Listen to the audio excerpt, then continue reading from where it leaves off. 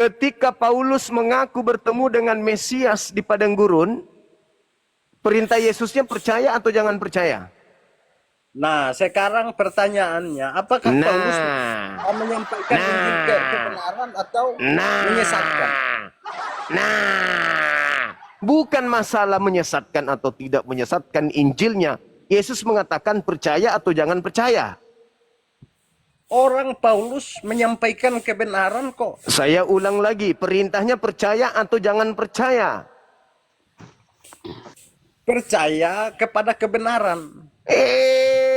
Inilah cobalah kan, tengoklah Karena saudara-saudara Paulus Kristenku, menyampaikan Injil kebenaran. Apa yang lihatlah ini, salah? lihatlah perintah Yesus percaya atau jangan percaya. Dengar dulu. Perintah Yesus itu jangan percaya kepada mereka. Dengar dulu saya Percaya, jelasin. dengar, dalilnya bukan Dengar begitu, jangan dulu. kau tambah, jangan kau tambah. Ketika ada Jangan kau orang yang tambah. mengaku ada Makanya Mesias di sana, ada Mesias di sini, jangan kamu percaya. Ketika Paulus mengaku Jangan bertemu kamu dengan potong Kristus, ayatnya. ketika Paulus mengaku bertemu dengan Kristus di padang gurun, perintah Yesusnya percaya atau jangan percaya? Ini Suma ini baca ayatnya, tapi nggak selesai. Perintahnya percaya atau jangan Dia percaya? cuma potong sampai kepada Perintahnya percaya Yesus atau jangan percaya? mengatakan bahwa Perintahnya percaya atau pada jangan orang-orang percaya? percaya bahwa jangan kamu percaya bahwa ada Mesias di sini, ada Mesias di situ, tapi lanjutannya itu nggak dibaca. Apa lanjutannya? Makanya sekarang buka biar kita lihat sama-sama. Apa lanjutannya? Apa Masih lanjutannya? ada lanjutannya itu. Iya, apa lanjutannya? Jika mereka menyampaikan sesuatu tidak sesuai dengan Injil atau Mana ada kebenaran, dalilnya kayak begitu? itu jangan percaya. Penipu, pembohong. Nah, inilah akibatnya kan? Inilah akibatnya. Terbongkar semua ini, Udah. terbongkar ini. Kamu ke gereja, cari pendeta, colok pantatnya, jilat tanganmu. Mungkin dengan cara begitu, kau bisa waras. Baik, Ayo. Abang sebentar, Silakan, Dina, Petra silakan. sebentar. Ini ada Kodonditan. Assalamualaikum Kodondi. Kodonditan. Kalau dilihat dari akunnya kemarin yang live, ya mudah-mudahan beliau yang asli. Kodonditan. Ya, halo. Bukan kau. Sabar dulu. Di tempat saya azan, Abang. Saya mute dulu izin. Oke. Kodondi.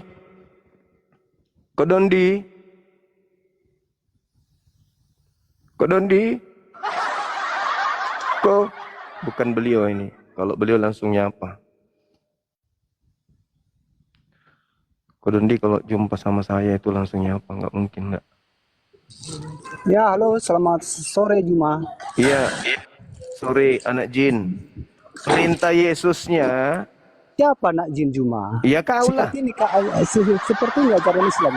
Dengar perintahnya Yesus apabila Dengar ada dulu. orang mengaku Yang jin bertemu itu siapa? dengan Kristus di Jin sini, itu agama Islam. Kristus di sana, jangan Jin kamu itu percaya. saudaramu. Jin itu saudaramu, kawan. Tinggal saya sentil kamu hilang di sini. Kau lihat temanya itu, jangan kebiasaan. Jin itu saudaramu. Kamu Lihat. katakan tadi tentang jin ya. Ya kamu anak jin, bagus. Masih ada kesempatan jadi mualaf kalau anak Jin jin. itu saudaramu, bro. Saudaramu seiman. Dengar. Mampus, masih mau aku datang besok. Gumasa. Gumasa. Perintah Yesus kalau ada yang mengaku bertemu dengan Kristus di dalam bilik atau di gurun, jangan kamu percaya.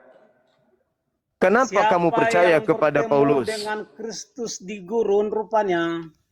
Paulus, Dari mana datanya? Kisah Para Rasul 9. Nah, jadi gini, dengarkan dulu narasi saya ya, biar kau jangan dengarkan. sempurna. Silakan. Dan pernyataan saya ini harus kau jelaskan dari ini. Yesus salah seorang manusia. Percaya nggak? Iya, percaya. Dan dia salah seorang Allah. Enggak percaya. Artinya kau lebih Allah dari Yesus. Nanti kau Kecuali, tunjukkan kau kecuali, tunjukkan bahwa kau dengar lebih Allah dari pelan-pelan. Yesus. Yesus juga salah seorang Tuhan. kecuali kau mengatakan dan Yesus adalah salah satu dari 3 Tuhannya Kristen, saya katakan iya. Bukan. Ah, Semua itu baru betul. petinggi surga adalah Tuhan bagi saya. Oh Pemimpin ya, bagi sudah, saya. oke, bukan itu yang kita bahas. Yesus mengatakan kalau ada yang bertemu dengan Kristus di padang gurun, jangan kamu percaya. Ketika Paulus mengaku bertemu dengan Kristus di padang gurun, kenapa Anda percaya? Jadi kalau Kristus yang mengaku-ngaku sebagai Kristus, maka ajarannya bukan ajaran Kristus. Bukan itu. Iya, Ketika jadi ada Paulus, memang ada ketika memang Paulus, pasti. ketika Ada banyak Paulus, memang Kristus palsu yang mengaku-ngaku sebagai jalan ke surga.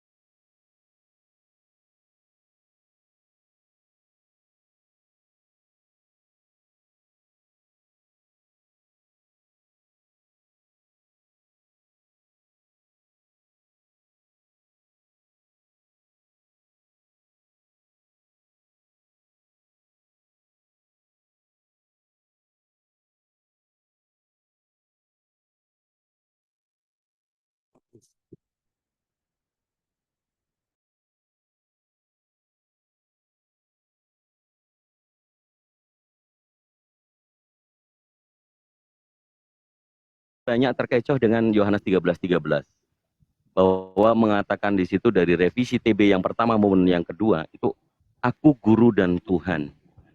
Ternyata Yesus yang asli ini korelasinya justru ke Lukas 22 nomor 27.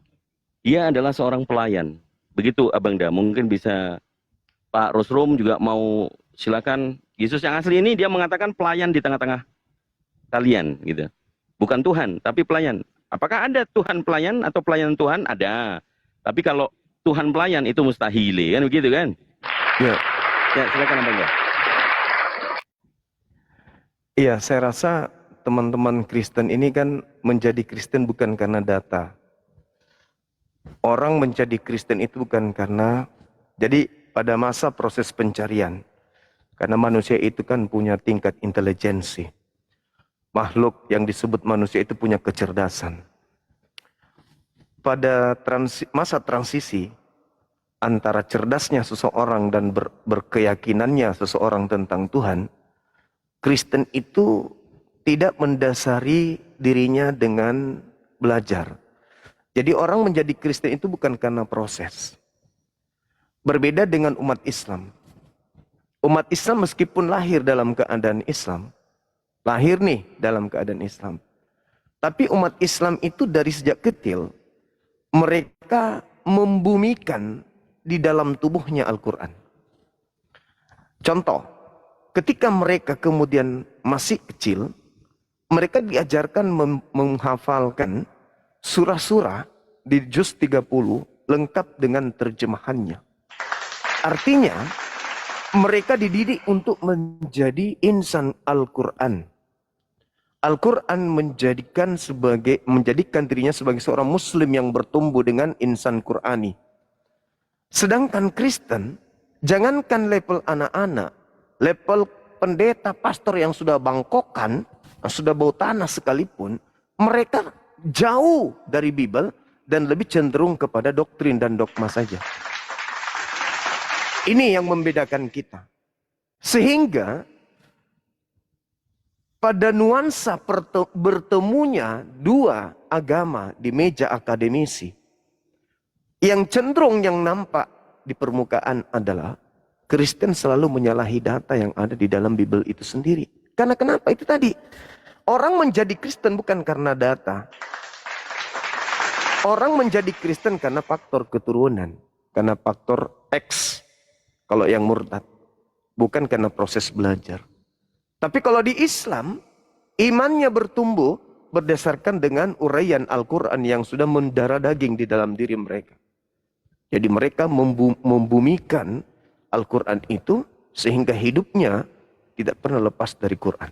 Itu umat Islam. Sebejat apapun mereka, senakal apapun mereka, semalas apapun mereka ibadah, mereka akan tetap membumikan Quran di dalam dirinya. Tinggal menunggu masa di mana mereka mempraktekkan Quran itu. Nah, sedangkan Kristen, ini adalah dua pribadi yang terpisah. Kristennya adalah Kristen, Bibelnya adalah Bibel. Tidak menyatu mereka. Maka kecenderungan saya mengatakan pendeta aja nggak paham Bibel. Yang mereka paham itu hanya kisi-kisi yang sifatnya duniawi. Menghantarkan kepada nasihat agar orang itu berbuat baik. Dari nasihatnya kemudian menghasilkan materi. Itu aja. Kalau Anda ke masjid, cari yang paling kumal. Cari sendal yang paling jelek dan yang paling murah. Saya yakinkan itu adalah sendal dari Pak Imam. Pemimpin ibadah. Sebaliknya kalau kita ke gereja, cari kendaraan yang paling eksklusif, paling mahal.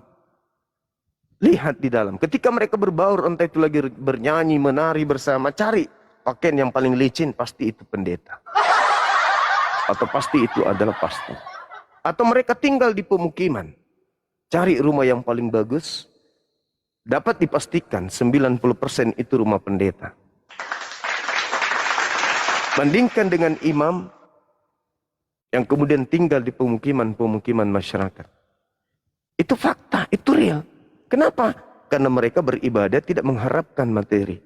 Mereka berislam bukan mengharapkan materi.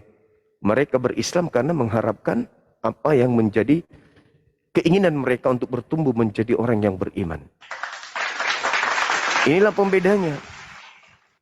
Nah, sehingga ketika kami umat Islam mencoba untuk mengkanter tuduhan fitnahan orang-orang Kristen terhadap Islam, ya tentu selain kami bertahan, kami pun menyerang. Kenapa? Karena dua agama ini adalah agama tablik. Agama yang sifatnya memiliki nuansa syiar. Kristen diperintahkan jadikanlah semua orang menjadi Kristen. Islam diperintahkan serulah manusia seluruhnya kepada agama Islam. Diseru, disampaikan saja, disiarkan Islam itu tanpa ada unsur tendensi pemaksaan. Kalau di Kristen tidak, jadikan. Kalau ada kata perintah jadikan, harus. Jadikan beras ini menjadi bubur, harus jadi bubur. Tidak boleh tidak. Jadikan ini menjadi rumah, harus jadi rumah. Nggak bisa tidak. Kalau di Islam tidak, seru. Jadi kita hanya disuruh untuk menyampaikan bertablik ria. Nah, oleh karena itu, ketika Kristen itu diperintahkan untuk melakukan penginjilan kepada seluruh makhluk, jadikan seluruh makhluk ini menjadi pengikut dari makhluk yang keluar dari kubur, kami umat Islam mempertahankan akidah kami. Kami nggak mau. Kami nggak mau. Meskipun Kristen melakukan segala macam cara untuk mengkristenkan kami. Kami tetap bertahan, tidak akan mau. Nah, salah satu tajuk pertahanan yang kami lakukan adalah membuka komal-komal seperti ini, mengajak saudara Kristen untuk silakan Anda paparkan kebenaran yang Anda punya. Silakan Anda sosialisasikan agama yang Anda punya. Sampaikan apa yang Anda menurut Anda adalah benar. Dengan pola angkat tema. Di Islam, apakah tema ini juga bisa diambil? Bisa. Al-Quran mengatakan, wa ma qatalu, wa ma salabu, walakin syubbihalahum. Yang mereka salibkan adalah orang yang diserupakan bagi mereka. Berarti ada dua. Di Islam juga ada dua. Ada yang asli, ada yang diserupakan.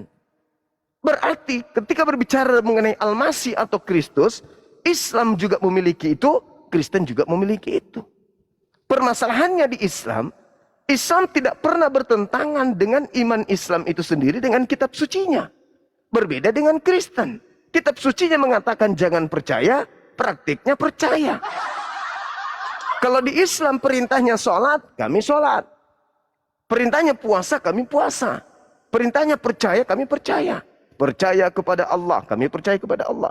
Percaya kepada Rasul, percaya kepada malaikat, percaya kepada Nabi, percaya kepada kitab-kitab, percaya kepada hari akhir.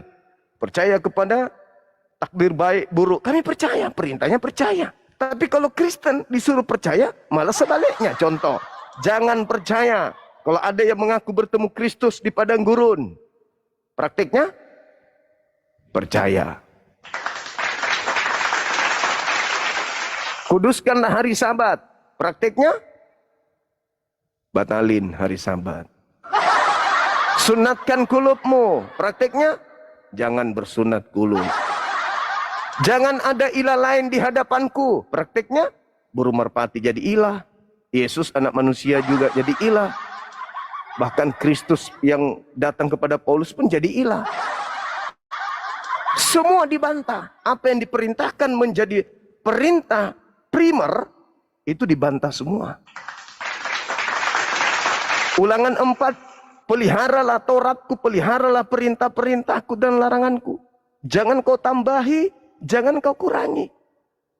Praktiknya, penambahan, ada yang disebut kitab Roma, Galatia, Filipi, segala macam dalil. Jadi ada penambahan-penambahan yang justru melanggar daripada perintah. Saya kira begitu, saudara. Silakan Dinda Dito. Ya. Saya buka pintu dulu. Siap, Abang. Ya, Bang Rosrum, bro, ada tanggapan? Silakan. Iya. Untuk mungkin lebih menyampaikan pendapat kali ya, Bang Dito ya, Kang Dito. Ya, silakan. Jadi memang kami atau saya ini menempuh jalur agak berbeda dengan teman-teman ini ya, karena satu, justru dari teman-teman apologet itu yang mengawalinya gitu. Dan akhirnya organisasi kami juga menempuh jalur untuk revisi Bible gitu. Dan memang tadi Bang Zuma juga menyinggung dari kecil Muslim diajarkan tentang bahasa aslinya begitu kan. Nah, sedangkan di kami tidak. Kami itu dari kecil ya sudah terjemahan yang dirubah-rubah gitu. Justru kami dari kecil tidak tahu itu asal muasal bahasanya dari mana, kemudian kami tidak tahu itu perubahannya itu sudah berapa kali gitu. Jadi itu kami mengakui, dan ini teman-teman Kristen harusnya saat berapologet harus mengakui itu. Itu nanti akan lebih fair. Ini saya ngomong begini bukan untuk menghujat, tetapi memang ini suatu fakta, eh, eh, istilahnya apa ya, rahasia yang sudah diketahui oleh umum. Jadi kan ya mestinya disampaikan aja, jangan beropini sana sini sana. Ini justru kita nggak bisa menang melawan teman-teman Muslim dalam berapologet. Jadi kami mengakui ada perbedaan jauh ya antara TB1, TB2, kemudian di terjemahan-terjemahan tahun 50-an di buku-buku kami, di koleksi kami, di tempat kami juga ada. Dan itu betul apa yang disampaikan oleh teman-teman Muslim, bahwa kami tidak mengenal, istilahnya beginilah, kami tidak mengenal ibu kami tidak mengenal orang tua kami ini dari mana gitu. Tahu-tahu kami sudah besar dan ya sudah seperti ini gitu. Seperti itu Kang Dito. Dan ini mohon maaf pada teman-teman Kristen bahwa ini satu fakta. Mari kita berapologet dengan berangkat itu dari akar yang sama. Nah, itu nanti justru kita akan bisa mengakui. Kalau memang kita itu secara dogmatis gereja ataupun secara pengakuan Bapak Gereja bahwa kita punya 3 lah, kita punya kesetaraan 2 yang disetarakan lah, itu diakui di depan.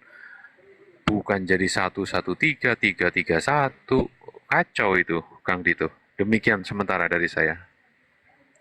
Baik, Pak Rosrom sangat bijak sekali ya. Tapi ya intinya masih bertahan di kekristenan, itu mungkin karena pilihan ya, free will. Tapi sebagai jemaat, kalau Pak Rusrum kan, Bro Rusrum kan sudah seminari kelihatannya, sudah gelar pastor ya. Apologet di dalam Katolik itu kan mereka Katolik menggunakan dalil di 1 Petrus pasal 3 nomor 15 dan nomor 16. Itu fakta bagi apologetik Katolik, tapi ini menyimpang dengan yang dilakukan oleh RK.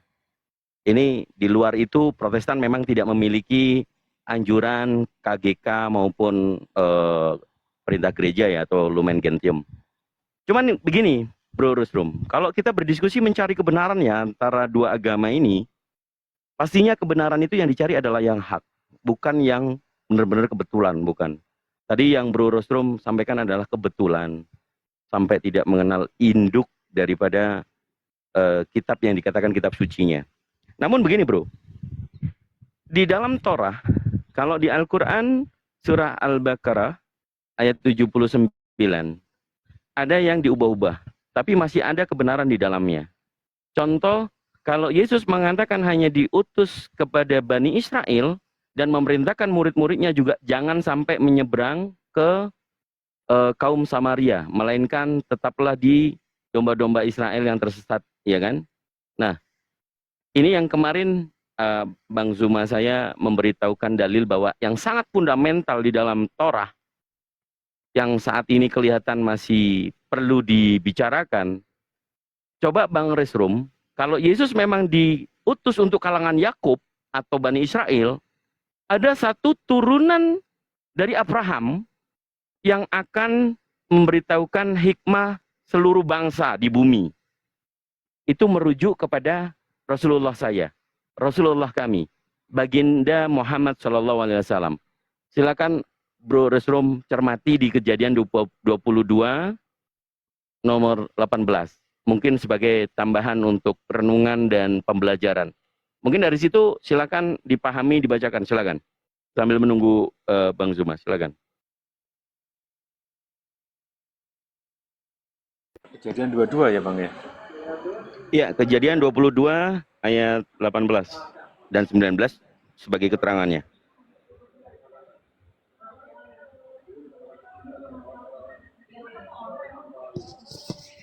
Oleh keturunanmu lah semua bangsa di bumi akan mendapat berkat karena engkau mendengarkan firman-Ku. Kemudian kembalilah Abraham kepada kedua bujangnya dan mereka bersama-sama berangkat ke Berseba. Dan Abraham tinggal di Berseba. Seperti itu kah? Yes. Berseba adalah tempat kediaman Abraham dan juga Nabi Ismail.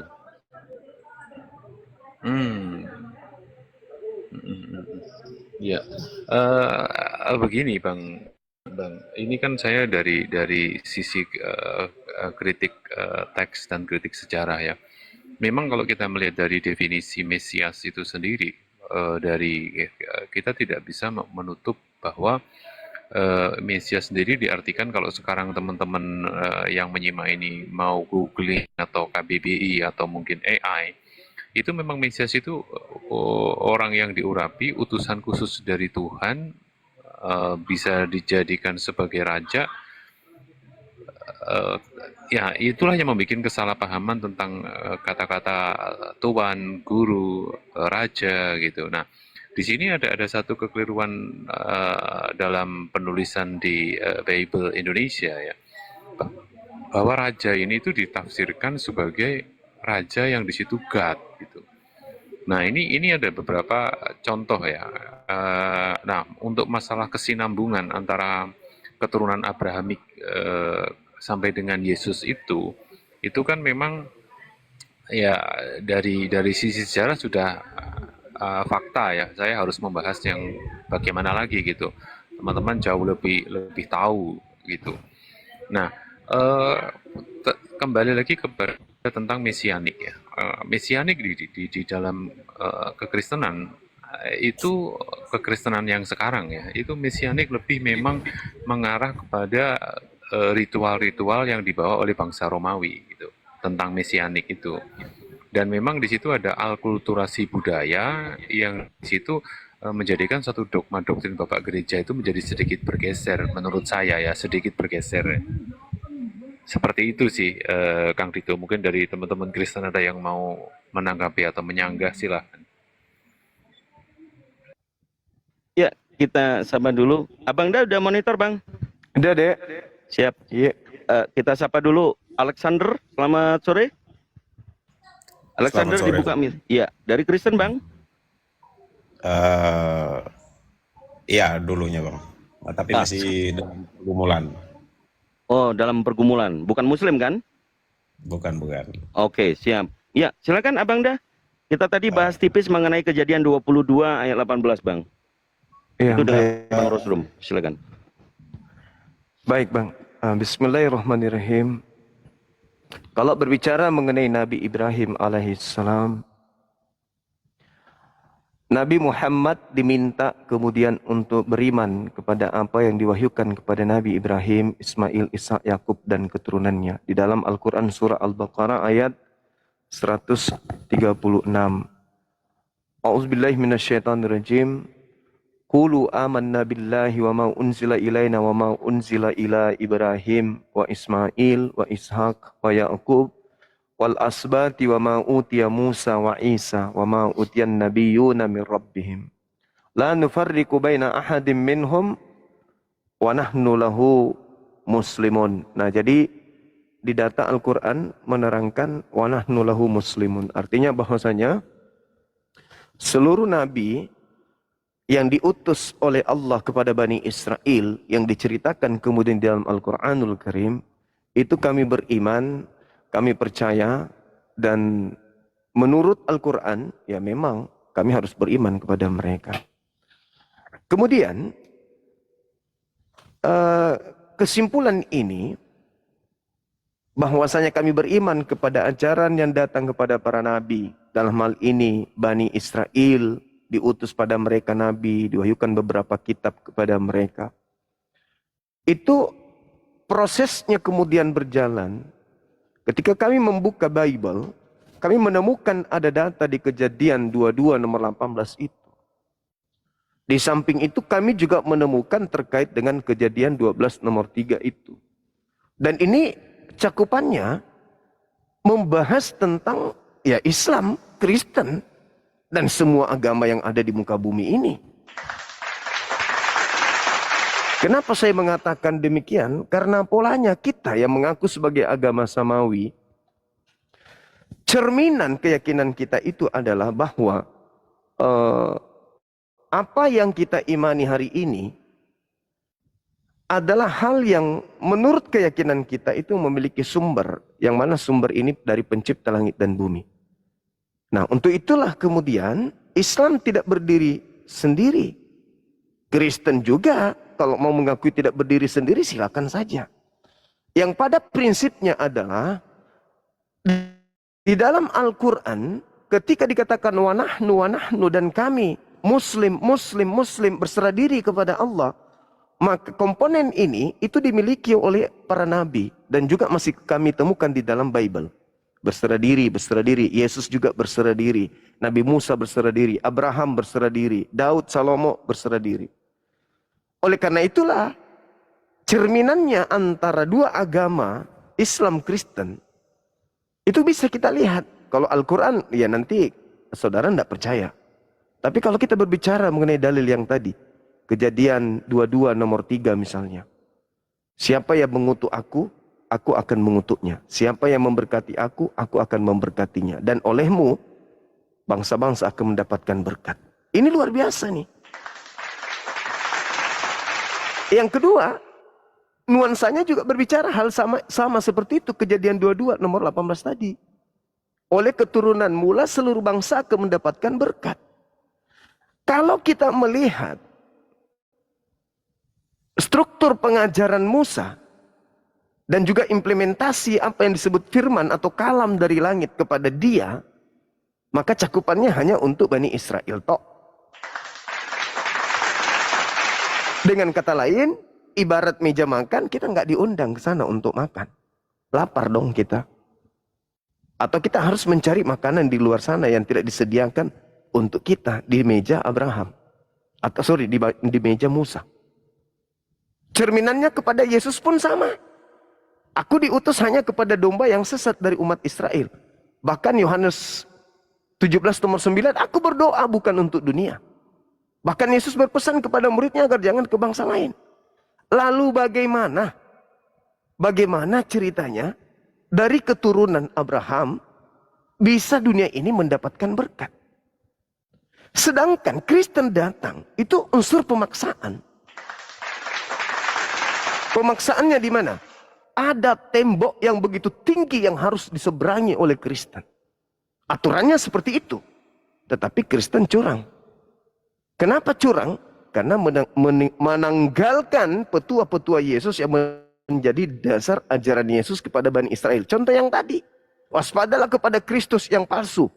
Kristus palsu ini akan menyesatkan banyak orang. Yang dilanggar oleh Kristen, Kristen tidak mau peduli. Mana orang banyak itu? EGP. Yang pasti kami Kristen pengikut Kristus. Mereka tidak mencoba untuk menelaah dan bercermin. Mana pengikut palsu yang banyak ini? Adakah selain Kristen? Tak ada.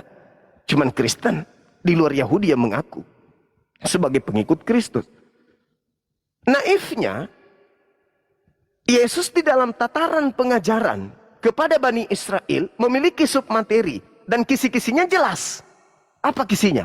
Segala firman yang Yesus lontarkan dari mulutnya. Di antaranya adalah, waspadalah kepada penyesat yang datang kepadamu. Objek yang dikatakan ketemu di situ atau kamu atau kalian adalah Bani Israel. Berarti penyesatnya datang kepada Bani Israel.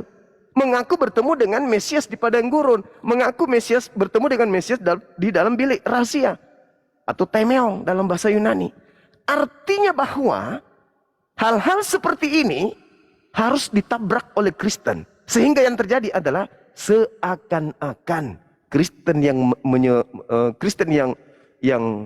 menyebar ke seluruh penjuru bumi itu adalah seakan-akan keturunan Abraham. Padahal bukan. Oleh keturunanmu, maka dunia akan mendapatkan berkat. Nah, mari saya urai polanya. Keturunan Abraham, Yesus. Kita sepakat itu. Berdasarkan kemudian Al-Quran, berdasarkan kemudian Bible. Kalau Yesus berarti saya pinjam itu adalah Nabi Isa alaihissalam dalam tataran diskusi kali ini. Artinya bahwa Kristen mengajarkan keturunan Abraham ini mati dengan cara dikutuk oleh Elohim untuk menebus dosa-dosa mereka orang Kristen. Sementara perintahnya adalah, penjabarannya adalah oleh keturunanmu dunia akan diberkati. Bagaimana bisa diberkati dengan kutuk? Galatia 3 nomor 13. Kemudian saudara, yang menghimpit ajaran Kristen di sini adalah pengakuan-pengakuan yang muncul di dalam kitab yang Kristen sendiri tenteng setiap saat. Contoh Ulangan 33 nomor 4. Apa yang dikatakan di situ? Hukum yang datang kepada Musa adalah milik kepunyaan Yakub. Adalah milik kepunyaan Ben Yakub, keturunan Yakub. Yeremia 31 nomor 31 sampai 34. Perjanjian baru Tuhan dengan Bani Israel dan Bani Yehuda. Yaitu memasukkan hukum Taurat ke dalam batin setiap Bani Israel dan Bani Yehuda. Di luar daripada itu tidak ada dalilnya. Kemudian Mazmur 147. Data nomor 19-nya. Data nomor 20-nya. Hukum-hukum yang datang kepada Yakub dan aturan-aturan yang datang kepada Israel tidak aku berikan kepada bangsa lain. Kan nyekik. Artinya Paulus salah dengan pola pengajarannya berdasarkan Mazmur 147. Kenapa? Karena ajaran yang dikatakan Kristus telah mati dengan cara terkutuk. Kristus telah menebus Kristen dari kutuk hukum Taurat dengan jalan menjadi kutuk karena Kristen. Sebab ada tertulis. Pola ini sudah melanggar kaidah. Kenapa? Karena hukum Taurat itu hanya untuk Bani Israel. Apa pula dia sibuk-sibuk mati untuk membebaskan Kristen dari Taurat? Gak ada nyambung-nyambungnya. Hukum Taurat itu hanya untuk Bani Israel. Ketika dibatalkan, maka dibatalkan untuk si pemilik hukum. Bukan untuk Kristen. Tapi lagi-lagi Kristen berasa Taurat tidak berlaku lagi. Sekarang bebas makan babi. Sejak kapan perintah larangan babi itu ada kepada Kristen? Gak ada nabi diutus ke Kristen. Nabiku, ya Tuhanku, larang Kristen makan babi. Mana dalilnya? Gak ada dalilnya itu, gak ada. Itu dibuat-buat sendiri oleh Paulus. Nah inilah yang terjadi. Ajaran itu hanya untuk Bani Israel. Dan tidak diberikan kepada hukum kepada bangsa lain. Sedangkan nubuatannya oleh keturunanmu bangsa di dunia akan mendapatkan berkat. Sederhananya begini saudara-saudara Kristen. Kalau Anda melihat seorang Kristen masuk Islam, maka lisannya akan basah setiap saat. Basah dengan pemberkatan kepada Abraham. Mereka akan sholat dan mereka akan mengucapkan apa? Kama shallaita ala sayyidina Ibrahim wa ala alihi sayyidina Ibrahim. Wajib hukumnya dia membaca itu pada saat mereka sholat. Berapa kali umat Islam sholat dalam sehari? 5 kali minimal. Maaf bang, kepotong. Itu maksudnya apa bang? Artinya bang kalau di Indonesia kan? Berkah atas Nabi Abraham dan juga berkah Tuhan atas keturunan Abraham. Pemberkatan. Pemberkatan. Sama Hosana Abraham. Hosana anak Daud. Ya, jadi ketika dikatakan kemuliaan terhadap Abraham dan kemuliaan terhadap keturunan Abraham, kami menang 1 poin. Karena Kristen justru memproklamirkan terkutuknya keturunan Abraham di atas tiang salib. Sementara janji Allah, aku akan memberkati siapapun yang memberkati engkau Abraham. Kira-kira apa yang terjadi dengan umat Islam? Ketika pola keagamaannya, siang malam, sibuk, lisannya nih, tembus ke kepala, di seluruh hati yang paling dalam. Allahumma salli ala sayyidina Ibrahim wa ala ali Ibrahim. Jelas itu. Jadi kami melakukan pemberkatan. Sebelumnya Nabi kami tidak pernah membaca dalil itu. Nabi Muhammad membaca kitab Kejadian. Bikin deh dalam sholat begini. Enggak ada itu. Itu cerminan bahwa apa yang ada di dalam kaidah Islam tercermin dari ajaran yang menjadi ajaran yang lebih dulu datang.